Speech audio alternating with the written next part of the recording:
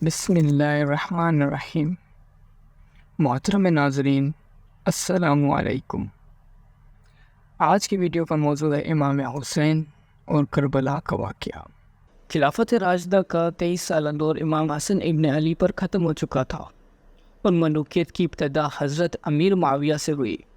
سن 60 ہجری میں جب ان کا انتقال ہوا تو ان کا بیٹا یزید تخت نشین بنا۔ یزید میں بہت بڑی بڑی برائیاں تھیں اور خلافت کے اعلیٰ عہدے کے لحاظ سے بالکل نااہل تھا۔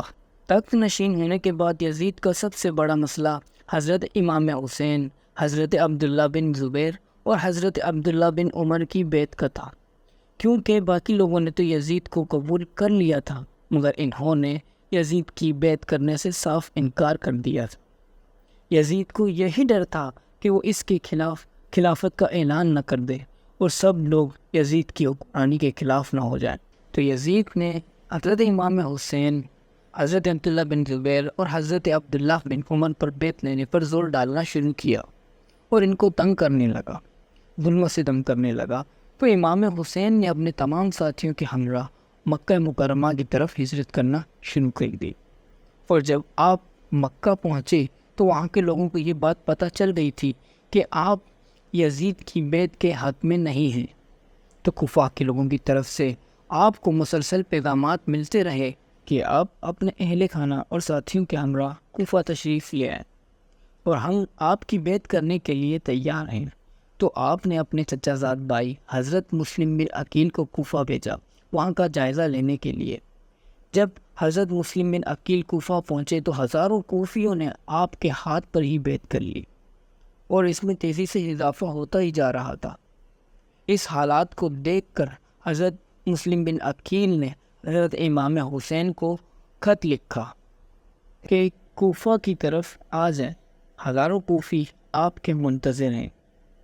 کوفہ کے ان بدلتے حالات کی خبر جب یزید کو ہوئی تو یزید نے عبید بن زیاد کو کوفہ کا گورنر مقرر کر دیا، جو اپنے بڑے لشکر کے ساتھ کوفہ روانہ ہوا۔ اہل کوفہ نے اس لشکر کو جب آتے ہوئے دیکھا تو اس کا استقبال مرحبا کے نعروں سے کیا۔ وہ سمجھ رہے تھے کہ یہ لشکر امام حسین کا لشکر ہے اور اس کے پیچھے چل پڑے۔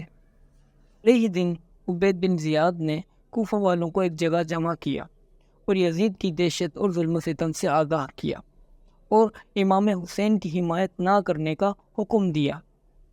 یہ سن کر پہلے کوفہ کے لوگوں نے حضرت مسلم بن عقیل کو تنہا کر کے ان کا ساتھ چھوڑ دیا، یہاں تک کہ ان کو اپنی جان بچانے کے لیے ایک بوڑھی عورت کے گھر میں پناہ حاصل کرنی پڑی، مگر اس بوڑھی عورت کے بیٹے نے خبر کوتوال کو دے دی۔ کوتوال گھر میں اس بہانے سے آیا کہ وہ آپ کو عبید بن زیاد کے پاس مذاکرات کے لیے لے جا رہا ہے، لیکن آپ کو دونوں معصوم بچوں کے ساتھ راستے میں ہی شہید کر دیا گیا۔ ادھر امام حسین نے خط پڑھ کر کوفہ کی طرف روانہ ہونے کی تیاریاں شروع کر دی۔ آپ اپنے اہل خانہ اور ساتھیوں کو لے کر کوفہ کی طرف سفر شروع کیا۔ جب آپ کا قافلہ کوفہ کی طرف پہنچا تو یزیدی لشکر نے آپ کا راستہ روک لیا، جس پر امام حسین نے کہا کہ میں تو آپ کے بلانے پر ہی یہاں آیا ہوں، اگر تم لوگوں کو یہ گوارا نہیں تو میں واپس چلا جاتا ہوں۔ جس کے بعد امام حسین نے اپنے قافلے کا رخ بدل لیا اور مقام کربلا کی طرف جا پہنچے اور سب کو حکم دیا کہ یہاں خیمے گاڑ لو۔ اس کے بعد یزیدی فوج نے بھی کربلا کی طرف رخ کر لیا، جس کی قیادت ابن سعد کو دی گئی تھی۔ یزیدی فوج نے امام حسین اور ان کے ساتھیوں کا محاصرہ کر لیا اور آپ لوگوں سے یزیدیوں کی بیعت کرنے کا اصرار کرتے رہے، لیکن امام حسین اور ان کے ساتھی بیعت لینے سے مسلسل انکار کرتے رہے۔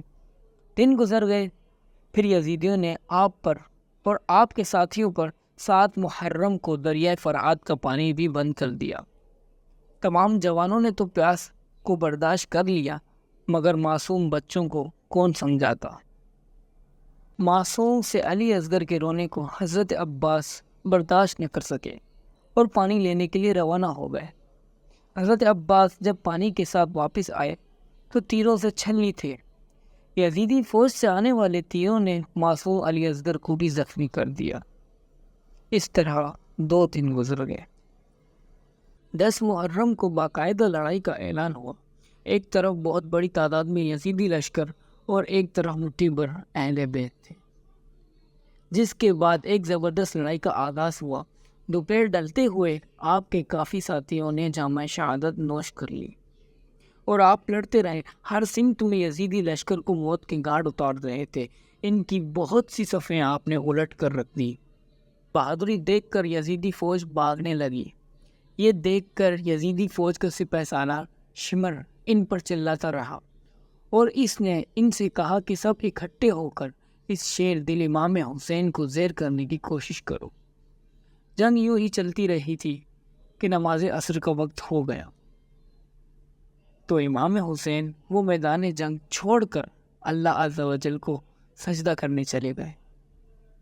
شمر نے آپ کو سجدے میں دیکھا تو موقع پا کر آپ پر حملہ کر دیا اور آپ کی گردن پر زوردار وار کر کے آپ کو شہید کر دیا گیا۔ آپ کا سر نیزے پر رکھ کر بلند کیا۔ اس وقت بھی آپ کی زبان تلاوت قرآن پاک میں مشغول تھی۔ کربلا کی اس جنگ میں صرف ایک ہی مرد امام زین العابدین ہی زندہ بچے تھے جو بیمار تھے۔